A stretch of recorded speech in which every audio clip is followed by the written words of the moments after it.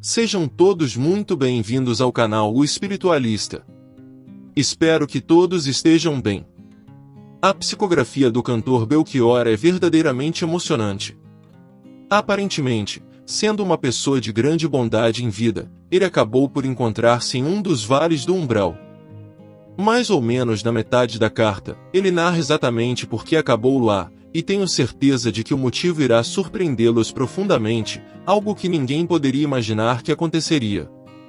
No entanto, antes de mergulharmos na psicografia, gostaria de pedir a todos que deixem seus nomes nos comentários para que possamos incluí-los em nosso grupo de oração, que se reúne todas as sextas-feiras. Para aqueles que enfrentam qualquer tipo de sofrimento, queremos enviar boas energias, a fim de que possam superá-lo. E se você ainda não se inscreveu no canal, por favor, inscreva-se e deixe seu like. Isso nos informa que nosso conteúdo é valioso e é uma maneira de expressar nosso profundo agradecimento pelas orações. Agora, vamos à psicografia. Boa noite, amados irmãos, que nesta solene reunião a graça divina de Deus resplandeça por sua infinita misericórdia sobre mim. É sabido que cada um de nós que pisa nesta magnífica terra o faz por razões únicas, mas todos compartilhamos a árdua tarefa de encarar nossos próprios fardos, reconciliar com aqueles que, em vidas passadas, serviram como nossa prancha de aprendizado para uma possível evolução moral. Em meu retorno a este plano espiritual, busquei a reorganização do meu ser, reconhecendo que, como centelhas de Deus, todos fomos criados à sua imagem e semelhança. No entanto, muitos de nós, ao longo de nossas múltiplas existências, caíram nos abismos dos desvios morais, deslizando pelas encostas traiçoeiras em busca de nossa salvação. Lamentavelmente, neste mundo, muitos sucumbem aos diversos vírus espirituais que assolam a humanidade: ganância, soberba, falta de amor ao próximo, egoísmo, entre outros. A grande maioria carrega consigo mais de um desses vírus, adoecendo cada vez mais e, tristemente, contaminando aqueles que cruzam seus caminhos. O grande médico da humanidade, quando caminhou entre nós, entregou-nos um livro de cura, um compêndio de amor, contendo todas as respostas para nos proteger desses vírus espirituais que ameaçam nossa integridade. Contudo, mesmo aqueles que detêm esse livro sagrado às vezes se veem cada vez mais infectados.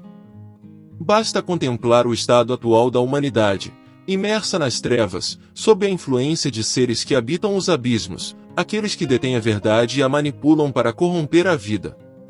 São servos dos espíritos malignos, desprovidos de compromisso com a verdade e o amor de Deus. São, como dizem, lobos em pele de cordeiro. Imaginem que seus corpos físicos são a pele de cordeiro, enquanto suas almas corrompidas revelam sua verdadeira natureza, lobos que desejam corromper a todos a qualquer custo. Portanto, meus caros irmãos, faço um apelo: vigiem.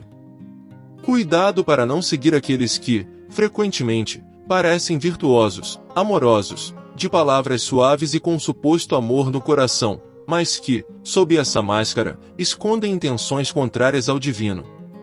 Muitos de vocês podem ter conhecido minha caminhada através da música que produzi, fruto de árduo trabalho e dedicação. Entretanto, dentro de mim, sempre se travou uma batalha intensa. Aqueles que escutaram minhas composições compreendem que essa luta sempre visou uma sociedade mais justa, igualitária e compassiva. Minhas canções forneceram coragem e força àqueles que se engajaram na luta por uma causa justa, acalmando as mentes atribuladas e atemorizadas daqueles tempos difíceis. Não estive sozinho, muitos outros se colocaram do lado correto dessa batalha, contra os inimigos de Deus que ousaram se erguer na terra. Quando o inimigo se ergue diante de você, é como se o próprio abismo se abrisse em sua frente. É um inimigo que ataca não apenas o seu corpo, mas também sua mente e sua alma. É um inimigo que dança como uma marionete, manipulado pelas mãos do mal. E diante disso, o que se deve fazer? Você, que ama este mundo e as pessoas que sofrem sob o jugo deste inimigo, qual é o caminho a seguir? Se você se erguesse e se defendesse, seria isso condenável? Será que desagradaria ao nosso Deus? Se todos os bons apenas aceitassem passivamente o que os maus fazem, viraríamos reféns de um mundo sombrio. Muitos espíritos corajosos e malignos se levantaram contra o Senhor, em nações como a Alemanha, e até mesmo no Brasil, em menor escala, assim como em todos os cantos do mundo. E se os justos permanecessem sentados, inertes, sem agir? Hoje, talvez, não haveria mais negros, judeus, ou tantas outras almas. Nós todos fazemos parte do exército de Deus, cada um travando suas próprias batalhas, cometendo erros e acertos ao longo do caminho. Porém, Deus é misericordioso. Ele não nos condena por nossos erros quando estamos tentando fazer o que é certo. Ele não nos julga por nos defendermos e, sobretudo, por defendermos os outros. Minha maneira de lutar foi através da música, mesmo durante a ditadura. Minha voz e minhas letras eram mensagens para todos, um apelo para que nunca desistissem. Era um chamado para que a luta nunca cessasse, e o amor voltasse a reinar. Era um clamor para que mães e esposas parassem de enterrar seus filhos, muitos dos quais nem sequer sabiam o destino. Muitos já partiram para este plano espiritual. Quando finalmente vencemos essa batalha, não há guerra, pois tenho certeza de que aqueles que se foram ainda se recordam dela. Retomei minha música em busca da paz. Eu fui um trovador nesse contexto, junto com muitos outros. Graças a tudo o que fiz, experimentei o desencarne de forma serena. Eu vivi com o coração e deixei este mundo com o coração, ouvindo música clássica na minha casa, sem grandes espetáculos, sem exaltação nacional, sem status. A música continuou a tocar e eu senti uma grande leveza, uma paz imensa.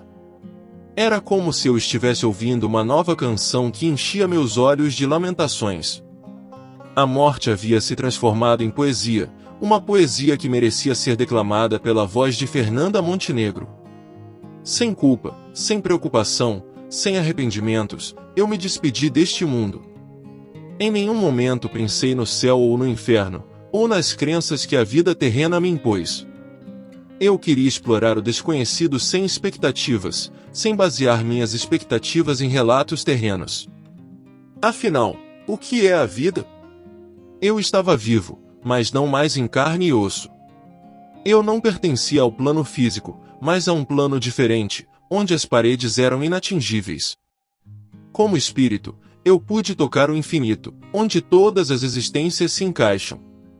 O mundo era vasto, as cores eram mais intensas e belas.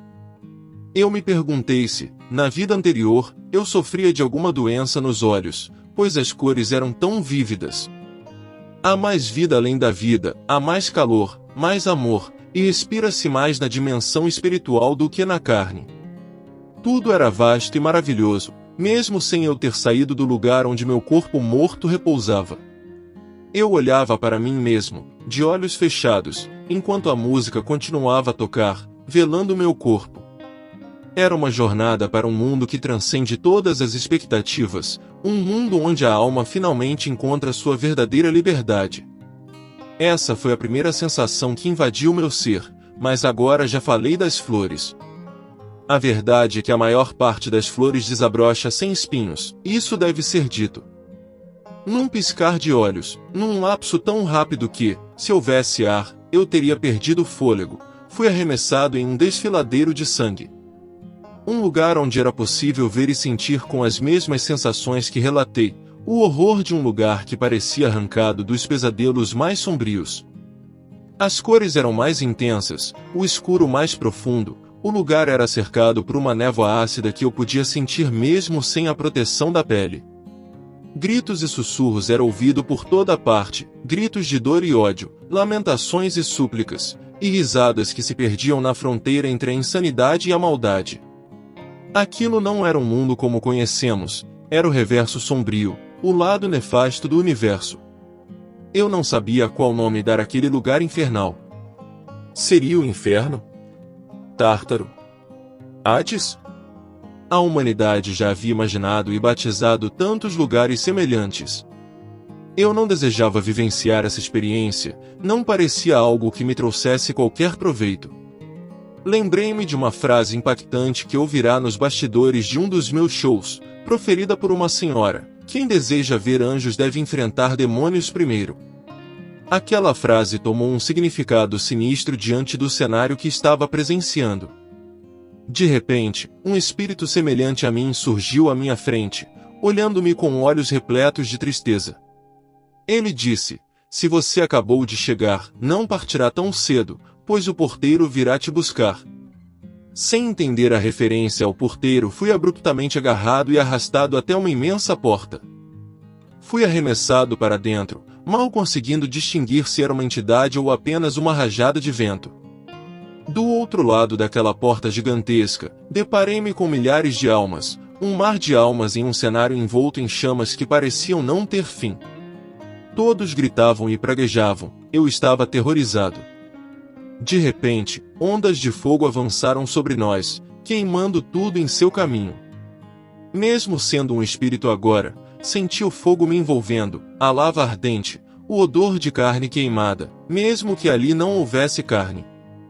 Aquele lugar era um dos vários vales do Umbral, e onde eu e tantos outros nos encontrávamos era conhecido como o Vale das Lamentações. Naquele lugar horrível, a agonia era palpável. As almas atormentadas clamavam por misericórdia em meio às chamas que consumiam não só nossos corpos espirituais, mas também nossas esperanças e sanidade. A cada lampejo do fogo impiedoso, gritos eram ouvidos pelo vale, preenchendo o espaço com um eco ensurdecedor do sofrimento infindável. Eu, que até então estava aterrorizado, sentia-me ainda mais assustado e impotente diante daquele cenário apocalíptico. Era como se estivesse imerso em um pesadelo sem fim, sem a possibilidade de acordar para a realidade. O calor intenso queimava minha essência espiritual, enquanto meu próprio ser parecia diluir-se na voracidade das chamas. As almas ao meu redor eram variadas, cada uma carregando suas próprias histórias de pecado e tormento. Era uma multidão de condenados, perdidos na escuridão de suas próprias escolhas e ações. Os olhos vazios daqueles que me cercavam refletiam a desolação de suas existências eternamente marcadas pelo sofrimento. Lembranças de minha vida anterior, das canções que haviam inspirado tantos, martelavam em minha mente, mas agora pareciam distantes e impotentes perante a realidade avassaladora desse lugar. Eu estava preso em um pesadelo que não poderia escapar. A pergunta que eu me fazia incessantemente: como eu havia chegado ali? O que tinha desencadeado essa caminhada aterrorizante no Vale das Lamentações?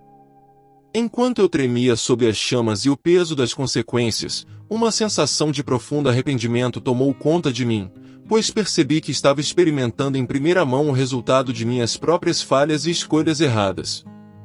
Naquele abismo de sofrimento, eu não tinha certeza de como poderia encontrar salvação ou escapar desse tormento infinito.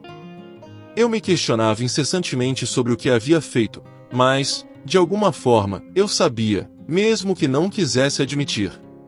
Em meio à brutalidade da ditadura, minhas canções se tornaram um farol de esperança para aqueles que ansiavam por lutar, mesmo que as forças repressivas da ditadura me perseguissem incansavelmente. Eu continuava a escrever e cantar, alimentando a chama daqueles que buscavam desesperadamente a liberdade das garras dos militares. Todos teriam que arcar com as consequências de suas ações, tanto aqueles que aprisionavam quanto aqueles que lutavam pela liberdade. Afinal, não importavam os motivos, tudo era violência, e todos os envolvidos estavam praticando o mal. Às vezes, as coisas pareciam injustas. Sem a luta, em que condição estaria nosso país? Quantas vidas foram ceifadas durante esse processo, e quanto de culpa eu também carregava? Em meio a tanto sofrimento naquele lugar, essas reflexões me atormentavam. Mas eu relutava em aceitá-las, afinal, lutávamos pela liberdade. Porém, havia também a sombra da violência. O tempo passou, e inúmeras ondas de lava ardente varreram nosso tormento. Não sabia quanto tempo se passou até que, finalmente, comecei a aceitar que estava errado. Pedi ajuda, gritava por Deus e deuses, mas nada acontecia. O ambiente era permeado por gritos de dor, choro e sofrimento. Nada mudaria ali. Tudo o que me restava havia sido tirado. Naquele lugar, não existia poesia nem beleza. Já não desejava vivenciar nada daquilo. A morte do corpo já não era uma aventura, era apenas tormento. E minha permanência naquele lugar era culpa minha. Não conseguia imaginar quantos outros que estavam ali tinham participado das mesmas batalhas, mas eu sabia que, nessa guerra, não havia lados.